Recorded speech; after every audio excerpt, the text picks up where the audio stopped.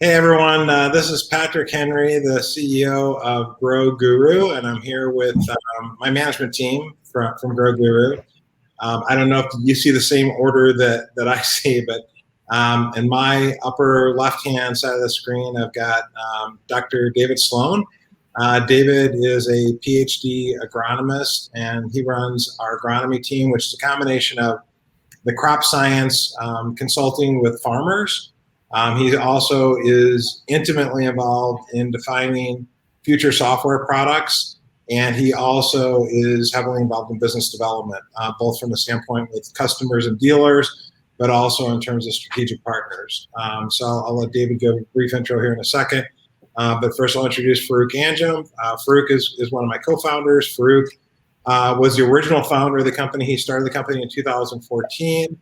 And Jeff Campbell, our other co-founder, started in late 2015. And joined as an investor in 2017 and eventually joined full-time in 2018.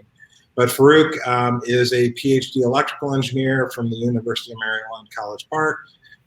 He's worked for Bell Labs, for Qualcomm. He's got really deep technical expertise in wireless communications, wireless systems, machine learning, AI, as well as cybersecurity.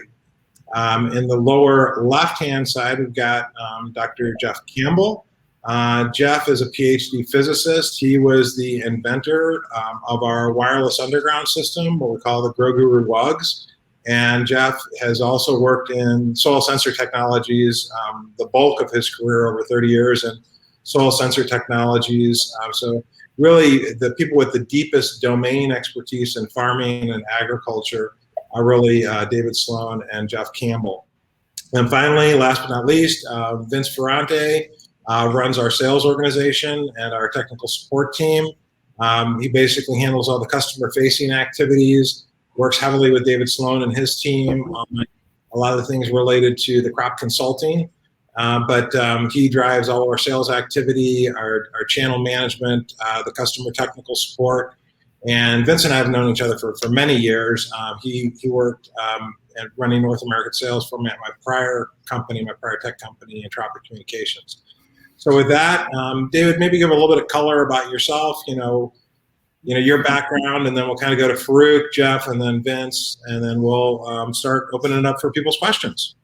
Sure. Thanks, Patrick. First thing you'll notice about me is that I'm an Aussie. I was born and raised in Australia, but I've been living out in St. Louis, Missouri for the last almost 13 years, came out in 2009.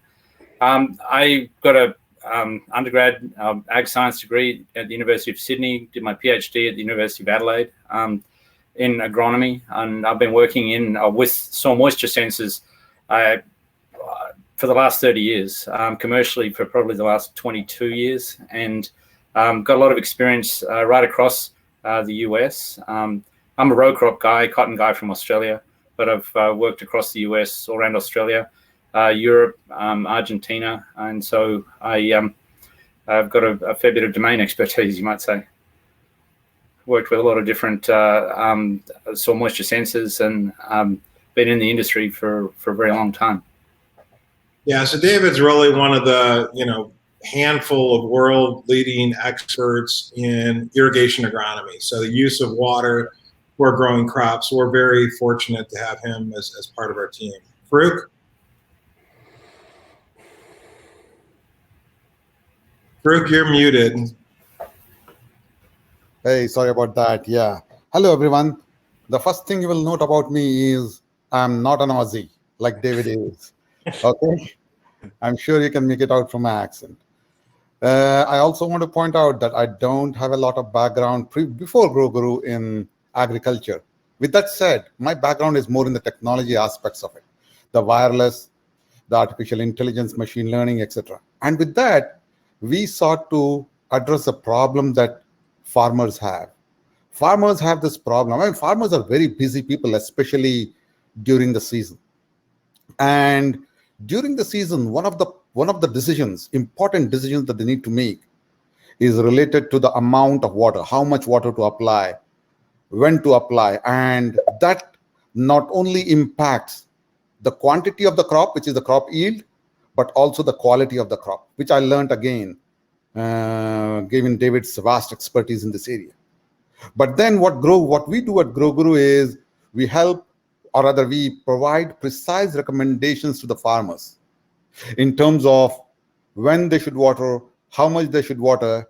And we have seen several farmers have benefited from the GroGuru technology in the past.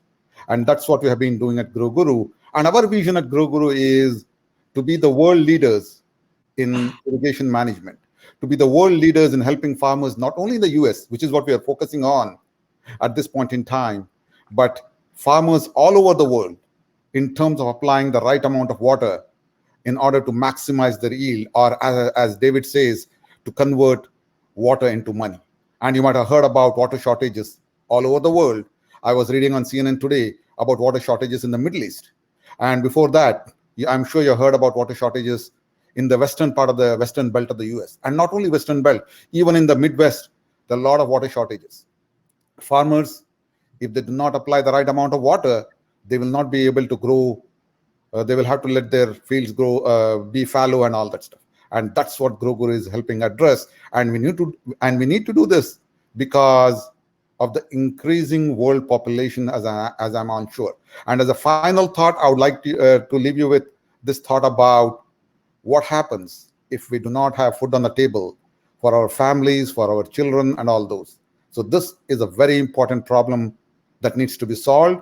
GroGuru has a solution, and we are helping the farmers take advantage of it. So thank you, everyone.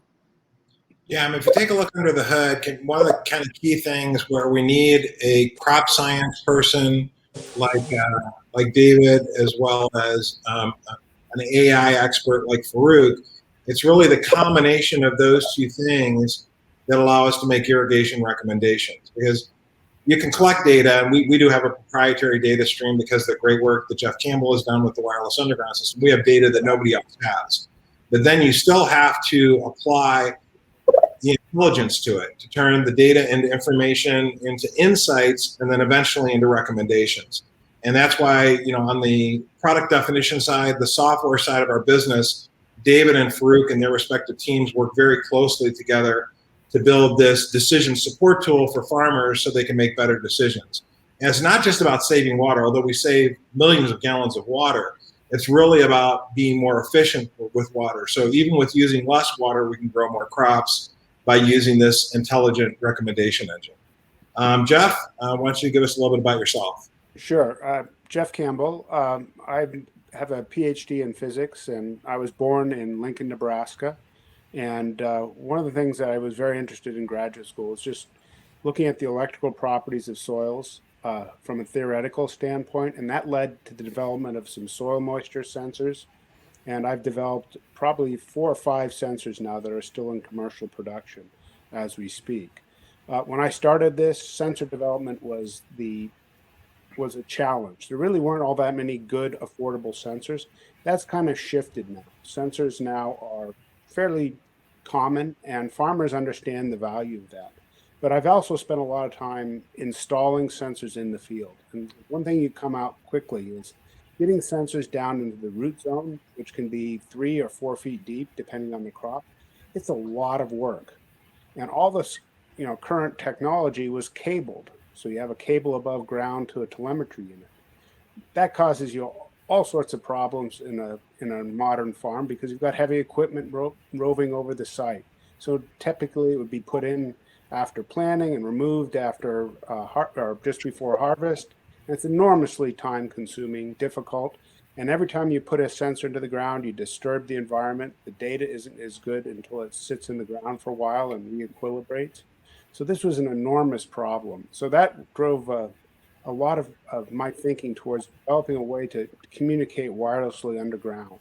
And that's that WUGS concept. That's essentially a telemetry system that's been optimized for really low power battery operation, wireless telemetry from above ground to above ground. And that just allows sensors now to be placed permanently in the ground and left there. So you have continuous data streams from the sensor year over year. Actionable information from one year directly ties over to the next year. All that labor goes out the window. You just have to put it in once, anytime during the year, so you don't have all the stress of trying to get stuff into the field or out of the field during a very short window when labor is the most tight on a farm community. And so it really helps on just making the sensors more ubiquitous in the sense of being able to deploy at scale. And, in one sense, we're kind of pushing the ball downhill now. Farmers understand the value of the data, but a lot of times what's held them back is cost and just the logistics of managing sensors. And we work on both fronts by eliminating the labor required to put it in and out, which is a huge part of the cost, as well as taking the labor equation largely out of the picture. Thanks, Jeff. And we'll dig into that a little bit more. I think we actually have some questions around some of those things. But Vince, let's get to you. And why don't you introduce yourself, tell us a little about yourself, and then we'll start. We already have some questions and some of the chat and some of the question sections, so we'll hop in and start answering those as well. Yeah, sure. I'll go a little quicker. My name is Vince Ferrante. I run our sales team, our field tech team. In this business, it's important to have field techs and people in the field, and also customer service. So we're very big on customer service. And some of the things that we're addressing is the sheer fact that we have a population growth issue and food issue and water issue. And if you look at the news, you look at any stats, I mean, in California and other places, we literally are running out of water. And it's not only just a water issue and us being able to monitor those things, there's a labor issue. So the next generation of laborers that would work on a farm, those next generation want to go work in Amazon or a fulfillment center or something like that. So as a grower or a farmer or a big, large conglomerate growing operation, they're going to rely more and more and more on software and technology to help them irrigate better and help them manage their crops better, because they're losing. There's an issue with finding labor. And as anybody knows, any app you have on your phone, or if you use them correctly, apps can help you manage your life better. So we've developed an application-based software that helps growers and farmers be more efficient and effective. And that's really what we've done. So I'm going to pause there. Great. All right, well, let's start jumping in and answer some of these questions. I also have some questions that we're submitting in advance, but Prasad has a question about how is the chip shortage affecting GroGuru in any way? Hi, Prasad, great question. It really isn't impacting us in the short term. We were pretty fortunate that we were able to build out some sufficient inventory. There is some cost that we have wrapped up in inventory as it relates to that. But in terms of being able to service customer demand, we really haven't been impacted in a significant way as it relates to that. We're impacted more last year in 2020 when COVID first hit. We had some supply-related issues early in the year. I would say the one area where we've had some disruption, and it's really not affecting customers yet, and our hope is that a lot of the supply chain issues get resolved by the time we're in production. But some of our new products related to cellular modems, as an example, we have a next generation technology we're going to be deploying around LTE cellular, a technology called CAT-M1. And some of those chips have been a little more difficult to get a hold of just in terms of long lead times. But we're in relatively small volumes on that today. As we get into 2020, that's going to be a more important product for us. But we're really not being impacted right now in terms of our ability to service customers. So Prasad has another question. I'm going to hop over here to Art. Art asks, do we have any patents? Yes, we have patents, and we have 4 issued U.S. patents, including the fundamental technology patent around GroGuru WUGS, the wireless underground system. And I believe we have 5 additional U.S. patents pending, 2 of them related to our WUGS technology and some other things that we're doing as well. And we have filed some international patents. Well, I'll let Jeff jump in on this. He kind of is our patent guru along with Farouk, but Jeff has been driving a lot of our intellectual property activity, and he can give you a little more color on what we have and what we're doing there. Yeah, we've pursued patents not only just on the sensor designs, but also on the core WUGS technology. So we have a patent on the fundamental one-way approach, which is our current commercial product. We also have patents on filed for the extension of that technology to a two-way system, which allows for some mobile applications, which I'm guessing we'll discuss more later.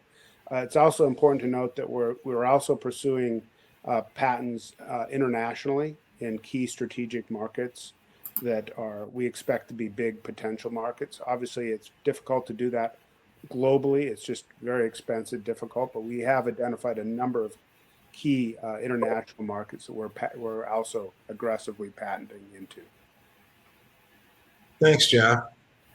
We also have a question from Buddhis. Hopefully I pronounced that correctly. He says, hi, what are the plans for the company to go public in terms of being listed on major exchanges? Are there any minimum requirements for companies to go public? We don't have any short-term aspirations or intent to go public. We're still in an early stage, entering, a growth stage as a company. We still think we have to build a much stronger foundation and base of business before we can even consider anything like that. I did take my last company public, Entropic Communications, in 2007, and it was never our intent to go public. I mean, our intent was to eventually sell the company, but we got into a situation in late 2005 or late 2006, early 2007, where the strategic buyers for the company weren't willing to pay as much for the company as we thought it was worth. And we ended up doing a strategic acquisition in 2007, and then eventually took the company public. So in my view, you need to have, there isn't a requirement around minimum scale, but I think minimum scale is very, very important for a public company. You take on a lot of additional burden related to quarterly earnings treadmill, related to reporting requirements, related to liability. So it's probably not the most likely scenario for GroGuru, or for any startup company for that matter, to go public. The more likely scenario is strategic acquisition. In our case, there's really three main buckets of strategic acquirers potentially, over time. That would be, the farm equipment, farm input guys. On the equipment side, these are guys like John Deere, Case New Holland. On the farm input side, it's people like Syngenta and Corteva, which is the joint venture of Dow and DuPont, focused on agriculture, and Bayer, which recently bought Monsanto, and others. Nutrien, there's a bunch of them out there. And then the second big bucket is irrigation equipment companies. So the big guys are Valley Irrigation, who we have a strategic partnership with, Lindsay, Ranke, Jane, Netafim, Rivalis. So there's a bunch of those folks out there. And then the real interesting one is, as we start getting millions of deployed acres under management, there's a proprietary data stream that we have at the metadata level. The farmers own their own data, but things that could be very important for yield prediction, crop insurance, farming loans, things like that. And right now, the big data companies like AWS, Google, part of Amazon, Microsoft, IBM, they're kind of nibbling around the edges of AgTech, but not really into it in a big, deep way. So that's another possibility. I think the other kind of interesting thing that is happening in the broader technology space is private equity firms coming in a bigger way and kind of doing these smaller roll-ups within different sectors. These are guys like SoftBank and Silver Lake Partners and KKR. So that's another alternative to going public for the company over time. But I think at this stage, we're focused on building our business. We're focused on growing our revenue, increasing our deployment footprint, really helping farmers, and building our strategic partnerships. And then exit is further down the road. Let's see. We have, this is great, portable. Okay, so Richard has a question here. How would the application be decided on placement and number of sensors? Okay, so this is a good question. I'll give a high level and then let David Sloan give the details here. I mean, right now, our deployment density in field crops is about one sensor every 120 to 150 acres. And in permanent crops like fruit and nut trees, about one every 20 to 40 acres. And Dave, why don't you take it from there and say kind of where we're at today, why, and then where you think it's going to go over time. Sure. Well, I guess the easiest analogy that I could use is it's information to make a decision. Okay, so just like a thermostat helps control an air conditioner, and if it wasn't automatic and a closed loop, you'd take that thermostat and you'd say, okay, I want to operate at this level, and then make the decision. So if I've got a house that's got 8 rooms, but I've got one HVAC system, then I'm going to make one decision, and so I need one probe. But if I then decide to, hey, break the house up because my bedrooms are a little warm, or I want to actually control things differently, then I'm going to need more sensors. So if you've ever flown across the country or driven around and you fly and you look down and you see those big circles, or you drive around and you see the big sprinklers, that they're usually 120 acres under the actual circle, or if you have an end gun, 135 acres. But you might have 3, 4, 5 or more soil types. But you'll start off by just putting one sensor in the most representative place, just like you would with that thermostat, and then you'd start to break it down from there. The farming community, or the farming world, is starting to move towards zone management. What is that? That means they break up their fields into management zones, because tractors now, planters and other equipment can move to variable rate. So everything is driven by GPS, and so you can apply more seed, more fertilizer, more other inputs. You can speed up your sprinkler and put more water on, or slow it down, put more water on, or speed it up and put less water on in certain areas. So as the technology becomes more implemented on farm, there's going to be a need for more sensors. So we've started out by saying there's one per management zone, which is usually that 120 to 130 acre circle. And then the density will inevitably go up. And I'm going to guess that you'd need at least 3 sensors per circle, just because you're going to need low, medium, and high water holding areas. So hopefully that answers the question on how many you need. But I could certainly go deeper, just give you a high level view on where's the value in this. If as far as why do we even measure, and what is it that farmers get out of it? Patrick mentioned more yield, better quality, but what's going on out there is you take a seed and you add water and nutrients and sunlight, and you turn it into money. But that whole conversion of that seed into money, where the water and the nutrients get taken up, is through the root zone. So you need to measure the root zone, just like you need to take an X-ray or an ultrasound to look inside to diagnose something medically. If you're not looking in the root zone and you're irrigating, or even just farming in general, then you're missing the vital interaction of that whole conversion of water and nutrients into money. So by looking at that and seeing what's going on, we can manage it. And then, of course, when it comes to farming, there's the right amount of the right thing at the right time. And so we're basically talking about water, but water carries nutrients and other things. So by observing that, we can create a template, a management template. And so if you think about that seed into money conversion, it's a factory out there. And so a cornfield is a corn factory, or a cotton field is a cotton factory. And just like any other factory, there's the right process to optimize that yield. Now, it's a factory in an open system, so you can't control it. So there's an even greater need to measure what's going on so you can react to nature. And if it's dry, then you put more water on. If it's wet, then you can hold up and save water. But I've yet to see an irrigator that gets it exactly right every time in every field. And so there's always compromises, and anyone that's not looking at what they're doing is flying blind. I mean, it's like walking into a doctor's office with a broken leg and saying, well, maybe you're hobbling, wheeled in on a wheelchair. And the doctor says, well, I think it's broken, but I really have no idea on how to fix it, how to manage it. And so it's like poking and prodding from the outside versus looking inside and actually getting the right, in that case, treatment, but in our case, irrigation management practice and just farming practice, to getting it absolutely right to optimize that. And you can see David's extremely passionate about this. But let's get back to a few more questions. Sure.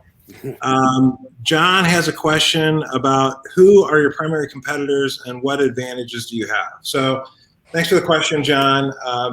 I would say it's a little bit more complicated than just direct competitors. Soil moisture sensors have been around for 20 plus years. And there's companies that just do the sensors. They might have some other, maybe they have a telemetry solution or a software solution that's rudimentary, but those guys are people like Centec and AquaCheck. Those are our primary customers, and they actually have the largest market share, I believe, in the market combined. Then you have our direct competitors, people like AquaSpy, CropX, Hortau are probably the three most significant. But there is no 800-pound gorilla in this space. I mean, we're in the very early innings of this ball game. I'd say we're in like the top of the first inning, maybe the bottom of the first inning, if you have a baseball analogy associated with it. So we're very early in this market, even though soil sensors have been around for a long time. And why is that? I think the biggest part of it is there's been a lack of reliability, a lack of the ecosystem, widespread broadband communication, good telemetry, reliable telemetry, cost of the system, and scalability. And those are the things that GroGuru is doing that nobody else is doing. Our wireless underground system, the GroGuru WUGS, gives a 30x improvement in scalability. That allows farmers to deploy these things far more cost effectively and get a lot more of them out because you're not having to retrieve them and install them every single year. All of our competitors have that annual install and removal in field crops. I think the second big advantage we have is our software, where it's the combination of the crop science that Dave brings to the table and the machine learning that Fruit brings to the table. And that gives us a better decision support tool that allows farmers to make better decisions more quickly and manage more sites, because the scalability on the software is also important. If I'm having to look at graphs, it's kind of like handing me as a broken leg, to David's analogy, the x-ray, and I can't tell if I have a broken leg or not. So you bring in the equivalent of David Sloan, an agronomist, and only David can look at so many x-rays. What we're providing is an abstraction layer that allows you to look at much more data much more quickly and in an intuitive way, kind of a farmer-friendly way, that not only the farmers can look at more stuff, but also the agronomists, their consultants, can also look at more stuff and give better information and better insights. Let's see, what else do we got here? Prasad had a second question.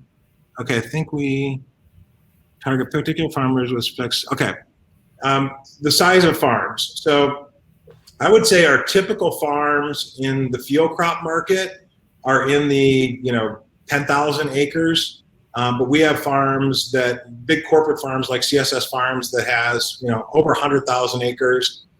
We have family farmers, multi-generational family farmers that may have 5 or 10,000 or 20 or 25,000 acres. In the permanent crop business, the fruit and nut tree business, we have farms that are quite a bit smaller than that. They might be 20 acres, 40 acres. I would say the minimum scale for deployment of this type of technology in permanent crops is probably 20 acres, and in field crops, probably 1,000 acres. So there are opportunities we haven't reached that I think we can reach with our dealer network. Patrick, it's probably worth mentioning too that we can bring in data from existing systems too. So if you're a farm, a corporate farm that's spread across different states and different locations that had different providers of different technologies, what we're able to do is to bring that data together on the one dashboard. And so that really suits corporate ag, but it also suits other farm businesses and co-ops and things like that. The seed and fertilizer guys that operate across large areas that just want a single dashboard. And what was being offered in one area was different from what was being offered in another. And we can tie all that together. And that's a huge advantage for us, the fact that we are agnostic in that way. Okay, Sarah has a question around when will investors see a return on investment? When do you expect that we'll be able to sell the stock back to you and get money in return? So I'll make a comment just about startups in general and venture investing. Most venture capital funds are 10-year funds, and they're 10-year funds for a reason. It's because it takes a long time to build something out of nothing as a startup company. So this is not something I would consider to be a liquid investment. If you want liquidity in investment, invest in the stock market, invest in commodities, gold, whatever. These are investments you're typically going to have your money tied up for multiple years. Think about it, 7 to 10 years. In the case of GroGuru, I think we still have another 3 to 5 years of really building the company and creating a tremendous amount of value before there's the likelihood of an exit. and we wouldn't be buying the stock back. Somebody would be buying the company, or somebody, possibly going public, or possibly private equity, something like that, where there would be some potential liquidity for investors at that time. So if you are going to make an investment in a private company, in a startup, whether it be GroGuru or something else, think about that as you're going to be locking up your money for an extended period of time. Now, something can happen where, a potential acquirer gets super excited a year or 2 or 3 and says, we have to have this technology.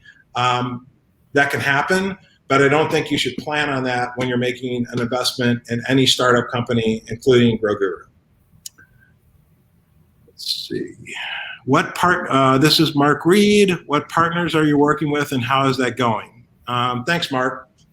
Mark is actually an existing investor. He was one of our early angel investors. So thanks for joining the call, Mark.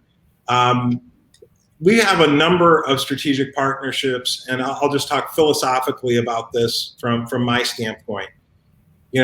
Even Cisco has strategic partners, and the reason why you have strategic partners is you can't do everything yourself. And why build something from scratch when there's already a best-in-class solution out there that you can partner with and collaborate and bring that combined solution to market? So philosophically, the team has that. David has a lot of the domain expertise, knows where the key people are at. And I would say the most notable strategic partnerships we have right now are AquaCheck and Centec in the soil moisture monitoring. That they actually have the soil moisture probes, and we combine our software, our machine learning, our telemetry, our system know-how, our service, our agronomy support to those solutions, and our wireless underground system in many cases.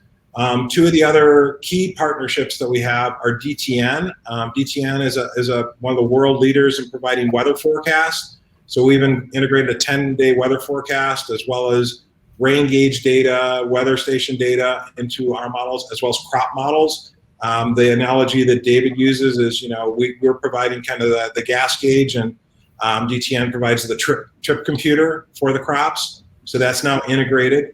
And then Valley Irrigation is one of our most substantial partnerships. Valley is the market share leader in center pivot irrigation system, which is by far the dominant way that irrigated field crops like corn and soybeans are irrigated. They probably have north of 40% market share. We have what's called an API relationship with them, where they send us data, whether it be data from soil moisture monitoring sites, from rain gauges, from weather stations, or from the center pivot irrigation system, and giving us what they call the as applied data, how much water is being put down. And then we take all of that information and combine it to make recommendations to farmers. Are there other ones I didn't cover there, David, that you think are pretty significant? I think you covered most. Nothing else comes to mind immediately, other than starting to align ourselves with some of the co-ops and things like that. So, but they're more customer partners as opposed to strategic partners. Yeah, so that's another good point. I mean, we don't just sell directly to farmers. We have channel partnerships with farming co-ops, agronomy consulting firms, ag retailers, in some cases, irrigation equipment suppliers. And Vince, why don't you just touch on that for a bit, and kind of how we work with our channel partners and the importance of the leverage we get out of that. Yeah, so what we've been able to do is there's some beachhead territories or regions, especially for farming. Would be one of them would be the Texas Panhandle and up into that region. So in the Texas Panhandle, we have dealer partners and regional partners, and these are dealers that have been working with farmers and growers for a long time. So we leverage those relationships with them in California and other places, Pacific Northwest. We also have other dealer partners, because to hit a lot of the customers, if you have a 100-acre farmer or 500-acre farmer, just in California alone, there's 2,000 farmers that have 100 acres or less. So we can't hit all of them. So we have to rely on dealer networks and dealer partners. Then when it comes to large, big corporate organizations, Patrick had mentioned like a CSS Farms. They're a large potato grower that provides to Frito-Lay and other ones. We actually will be able to handle those guys directly because it's more of a corporate deal. But relying on regional partners helps us get down to the customer and the grower level, and we have to. That's the only way to really get the market expanded, is by having the right dealer partners, and we have really good dealer partners in the key regions. Yeah, and just to give you a sense of leverage associated with this, we're currently deployed in probably a little over 100,000 acres. But our existing farmer customers that we're already selling to represent probably 1 million deployable acres, and our dealer network represents 5 million deployable acres. And we're continuing to add additional strategic partnerships. We also have ecosystem partners, like Valley Irrigation, where they have their own dealers, and there's opportunities for us to partner with some of them. Centec has their own dealers. We're working with a top 3 seed producer that has 128 million acres deployed worldwide. Not particularly announced yet, but that's something that we feel like there's tremendous leverage in those kind of partnerships. So those are some of the things that we're doing that I think bode well for us long term. Art has a second question here. Do you only monitor? Do you provide smart controllers also? Okay. We've made the decision that we're not going to be in the irrigation control market because there's good partners out there to do that. Valley Irrigation is one example of that. Pivot Track Monitoring is another example of that. This is one of those examples where there's already great solutions out there, so why reinvent the wheel? If we can find people to leverage the technology that's already out there that's doing a great job, we want to do that. You might want to go to the chat as well, Patrick. Have a look in the chat. There's a few questions there. Okay. Keith Wilhelm, what insight can you give in terms of client retention, or is this too early to access that? We actually have pretty good data on that. So in the overall market, we probably have under 3% churn, which is amazing and great. I think in the wireless underground system business, our churn is less than 1%, which is unheard of. But it makes sense because the farmers are permanently installing the soil sensors. So they're not only re-upping their existing subscriptions, they're deploying new subscriptions as they see that the technology provides great utility and great value for them. So that's something that is definitely, and we can measure it pretty good because we have over 200 end customers. We're deploying on 100,000 acres. So we have a pretty good sense of what that looks like, and farmers really like what we're doing. So that's been a good metric for us. Patrick, I might add to that, by having the permanent install, we have potentially years of data from a single site that's been undisturbed. And the value of that data just keeps getting bigger and bigger every year. So that also helps enormously with retention because, as that data set ages, the value of the AI predictions get better and better. The decisions get better and better. Yeah, that's something that Farouk's always pointed out to me about kind of clean data. So Farouk, why don't you just touch on that, the importance of having that undisturbed data set from a machine learning standpoint? Sure, I can do that. And I also see that Prasad has a question about does GroGuru own the data and do we store it on the cloud and apply AI on the data? Yes, we do store the data in the cloud. We apply machine learning models on the data. But this is the thing, right? Unlike our competitors who have to put the sensors in the ground after planting and remove the sensors from the ground before harvest, they only have about 4 or 6 months of data depending on the planting season. That's not sufficient. And not only that, when they put the sensors back in the next season, they're definitely not going to put the sensors back in the same location. Whereas with us, once you dig a hole and put the wireless underground system along with its corresponding probe or the sensor in, it's going to stay in the ground for 5 to 10 years. And we are getting data 365 days a year, 24 hours a day, all of that, right? So we have data at the same location continuously, so farmers can very easily compare what they have done last year and what they are going to do this year. And to make it easier for the farmers, we don't even let the farmers compare. We do all the comparison with our AI models, and that's where we make it dumb easy for the farmers to understand what is it that they need to do and what is it that they have done in the previous year's calls. Well, that's what we have done. Yeah. If I can, David, hold on a second. So the other question was around data ownership. So the farmer does own their data. They own their specific data. We own the metadata, so we can look at the combined data. Our contracts work that way, and there's legal issues around that. So the farmers do own the specific data for their farms, and we can't use that specific data without their permission. David, you have a short comment, and then we're going to get to some more questions. Sure. No, I was just going to say that as far as the permanent install goes, the farmers don't know what they don't know. We never saw that sort of data out of season before, and we're learning a lot of things. And so that's great. But also everyone wants easy. And so what's the easiest thing to do is just to have an automated irrigation setup. So the sensor talks to the pivot. With the current level of technology, that's not possible. But what we've built, what Jeff has built and Farouk, is the ability to ultimately create an automated pivot. And then finally, when you've got data all year and for multiple years, we can start to link that to satellite-based like spatial data and stuff like that. So what was always missing from satellite data is ground truthing. And so we can do that. We can see what's going on in season, out of season, all through the year and across multiple years. So it's sort of, whichever way you look at it, it's kind of a win-win-win as far as that. It's a game changer. Plus, as Vince, I think, said, it's scalable. So it brings that scalability that was never there as well. So it's quite a fundamentally game-changing advance that Jeff's built. Okay. There are a couple questions about return on investment. I don't know if this is one is definitely about return on investment of the system deployed on farms. The other one from Richard, I can't tell if it's return on investment for the company. I mean, it's hard to project return on investment from the company. The typical way that you look at that is we're addressing a massive market that has potential to grow very fast, and we have a highly differentiated solution that I think has a big sustainable competitive advantage. In terms of the ROI for the farmers, it's less than one growing season.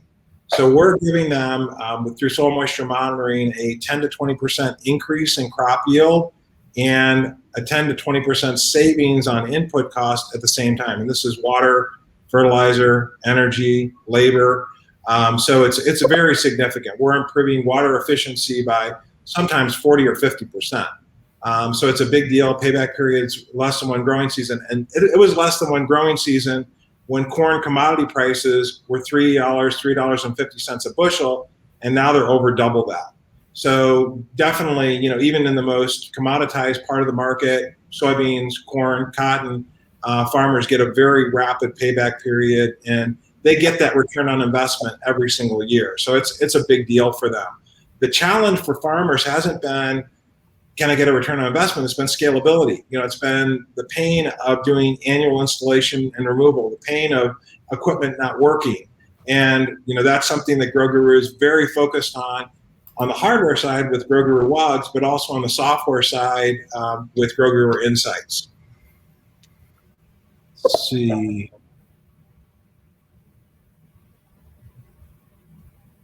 Okay, so there's two related questions, one about terraforming on Mars and one about entering international markets. So our intent of entering international markets, the US market is massive.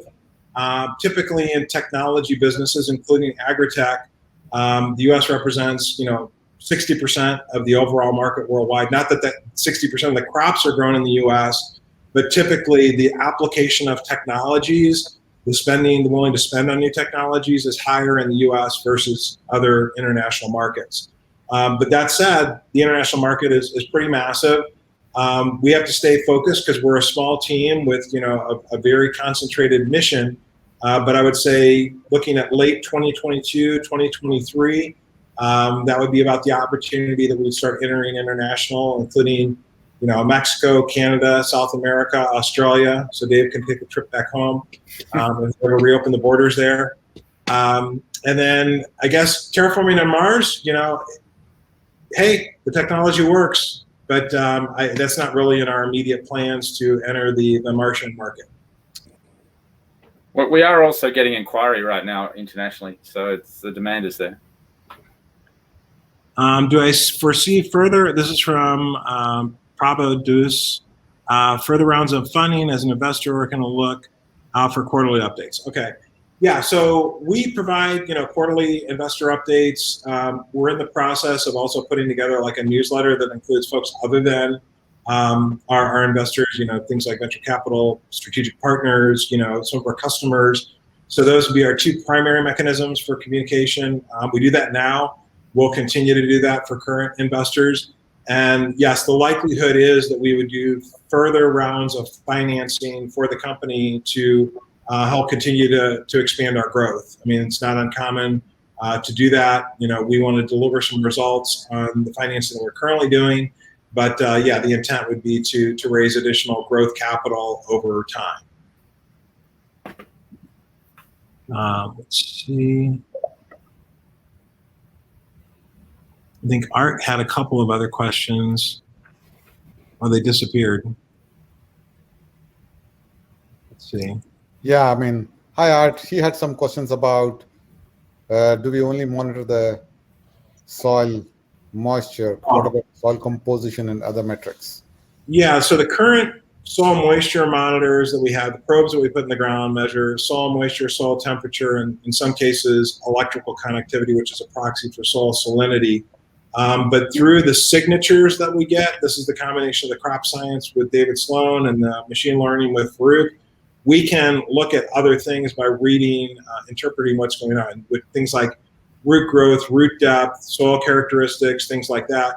And then there's some of our strategic partners that are developing, you know, micronutrient sensors that will measure the nitrates in the soil, and ultimately the application of our technology and our systems to those sensors once they become commercially available is a distinct possibility and a likelihood. Okay. I think the follow-up there would be that we're sensor agnostic. So, you know, while Jeff has made many sensors, we're actually connecting up to market or what sensors that are available in the marketplace. So, yeah, we can be pretty flexible when it comes to what's available.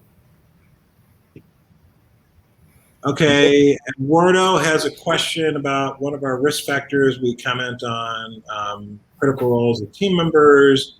How does the team work together? So obviously this isn't my first rodeo, and as my wife says, is 2 rodeos really that many rodeos? You know, I've been in a lot of these, you know, startups. So this is the best team I've ever worked with by far, bar none, in terms of the cohesive nature, the collaborative capability, the respect that we have for one another. And this goes up and down, not only with the executive team, pretty much everybody, in fact, everybody on the team, down to the working level engineers. We just have a great working relationship. The team is extremely passionate about our mission, which is Farouk touched on. You know, it's about our children, our grandchildren, you know, saving water, saving the planet, you know, feeding people, helping farmers. You know, there's, like in most startups, there's a lot of ups and downs, and we've had our share of those as a company. The team has been incredibly cohesive, and there's never been anybody wavering or doubting that we're doing the right thing. And it's been an amazing group of people to work with. And the rest of you guys want to comment on that, you know, again, we could talk about this all night, but, you know, try to keep your comments to 20 or 30 seconds because we do have more questions. Yeah.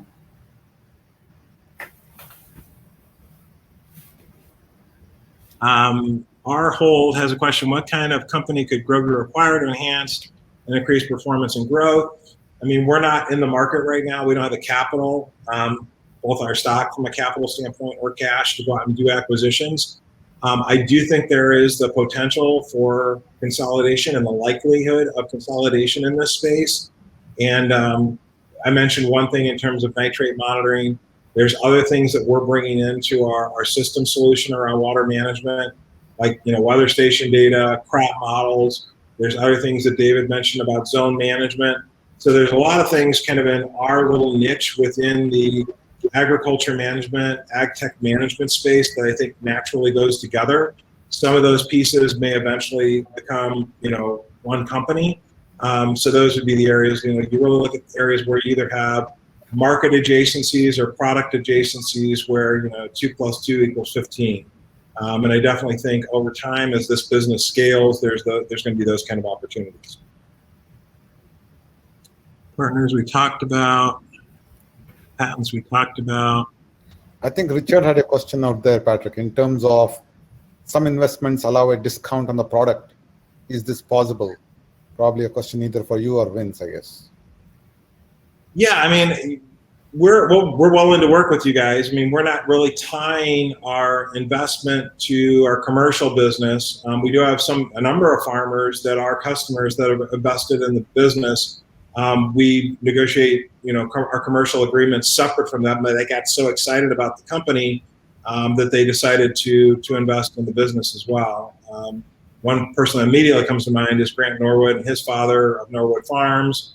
They were one of our early customers in the Mid-South, and we have other farmers like that. Tommy Francione, who runs Francione Farms and Devon Wines up in the Salinas Valley. He's an investor, but also was an early customer. So obviously, we want to do the best we can for all of our customers, and it's really Vince to kind of determine that, but we haven't really historically tied investment to the commercial side of the business. Although there's just a follow-on question there from Richard that I like. Richard points out that he has alfalfa, and they just guess about how much water we apply to state exactly what is written out there. And he also talks about our land varies widely in soil type, drainage, soil depth, and slope. We have several deployments in alfalfa that I'm sure David can talk about for the next 3 hours if we allow him. But David, you get about 3 minutes, less than that, to talk about that. I mean, just the practicality aspect of, as I said before, once you watch what you're doing, you're going to make better choices, better decisions. And the fact that previously all the other equipment was connected via a cable, so you had to have a sensor with a wire that stuck out of the ground to a telemetry unit, and now we've taken the cable away. So while we can also put the sensor 20 or even 20 feet or more away from where the telemetry is. So it fits in with alfalfa really well. You put a probe out there and there's no cable, so you can roll over it with a swather and you can rake and bale and do all the farm operations, and probably never even need to move the telemetry out of the way. But if you did, you've got nothing there. It's just a wide open space, and you can put it back once you've been through with field operations. And we've got farmers that are doing it who had previously used other sensors, and they love what we're offering. Previously, they had to go out with a weed whacker and have extra. You'd have to go out and manually cut around the sensor, and nobody ever did. So then the sensor didn't read accurately, and it was a problem. So it fits that market really well. By the way, thanks again. Art has a great comment there, Patrick. I don't know whether you saw that. Thank you, Art. Again, nice to see you, Art. He talks about just invested in GroGuru. You all should too. I will not read the rest of his comment. So we have one more question here from. Can you tell us more about big customers and deals? And thank you, Art, for that nice comment. So we have a sales funnel, like most companies that are reasonably well organized. We have over $20 million of opportunity in our sales funnel, and this isn't things we're just thinking about. These are active engagements, and this is for the balance of this year and 2022, 2023. So, we have a ton of opportunity. We have a combination of big corporate farms, big strategic partners where we think we can leverage those opportunities, growing our business within our existing customer base and growing our business within our existing dealer network, as well as adding some other key dealers in key geographies. Beyond that, I really don't want to get into too much detail on a public call like this, because obviously our competitors would love to get that information. But we have a lot of opportunity, and really the investment that's being made in this financing round is to help us continue to commercialize new products, which are very important for the market, including the two-way version of the wireless underground system, the cellular telemetry we talked about on the beginning of the call, a lot of things we're doing in software and AI and machine learning, as well as strategic partnerships that we're going to be integrating additional functionality into GroGuru Insights, our SaaS, or software as a service recommendation engine. The other part is really about growing our sales team and our technical support team, and growing our footprint where we can reach more customers, more dealers, and grow the business. So big opportunity. We need the resources and capital to grow that. Startups like ours, you make that investment in advance to grow something really big. and that's why we're raising outside capital. It's coming up on the top of the hour, so I'm going to answer maybe one or two more questions, and I want to provide some closing remarks. Farouk, did I miss any other conversations? Or maybe Keith, I see a question from Keith. Or look at the chat. Question more for. I mean, I can take that one. I'm surprised that you can get the savings with only one sensor per 120 acres. The biggest thing that happens is that once farmers start to look at what they're doing, they realize that what they were doing wasn't really very good. And so they always learn, always. And even the guys who are doing it really, really well will learn something.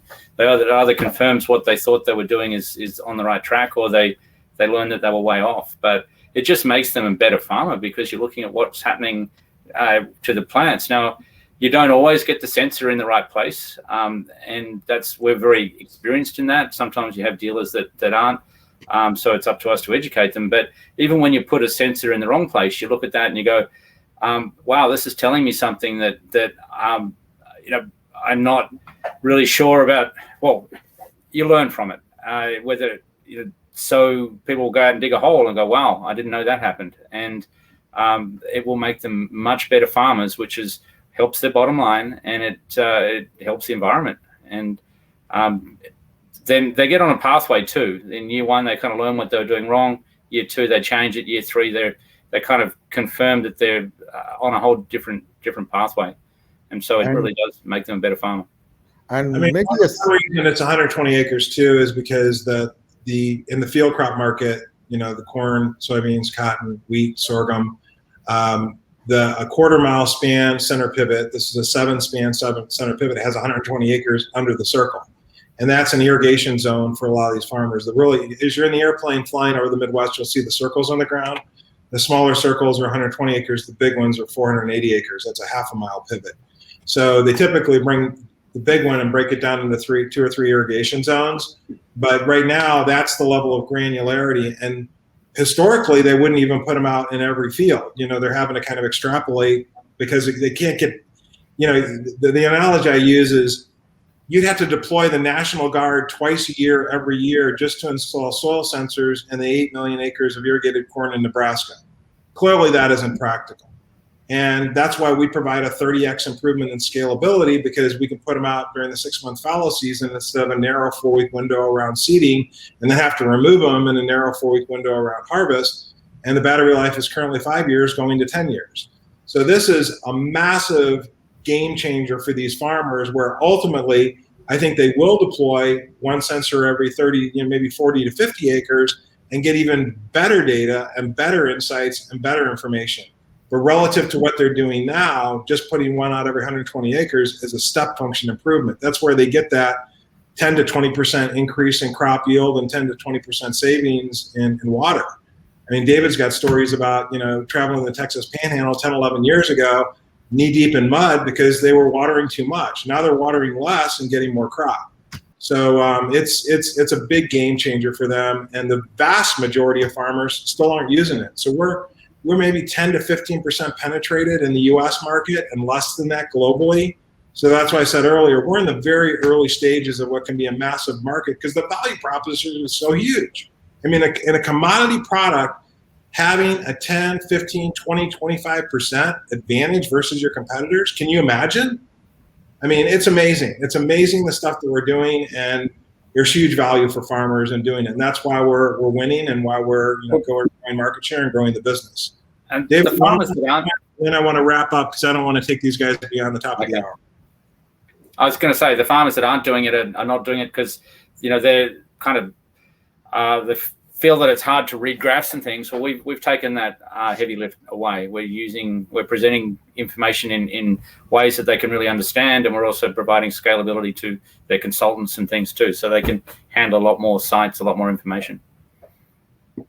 Well, I mean, I appreciate the turnout. I appreciate, the investments that people have made. And we have a number of our current investors on the call.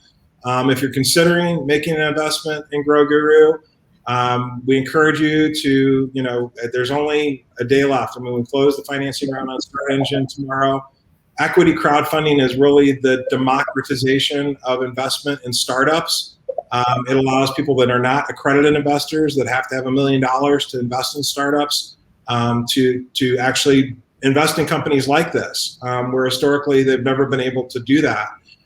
So for as little as $250, you can make an investment in GroGuru, be a part owner.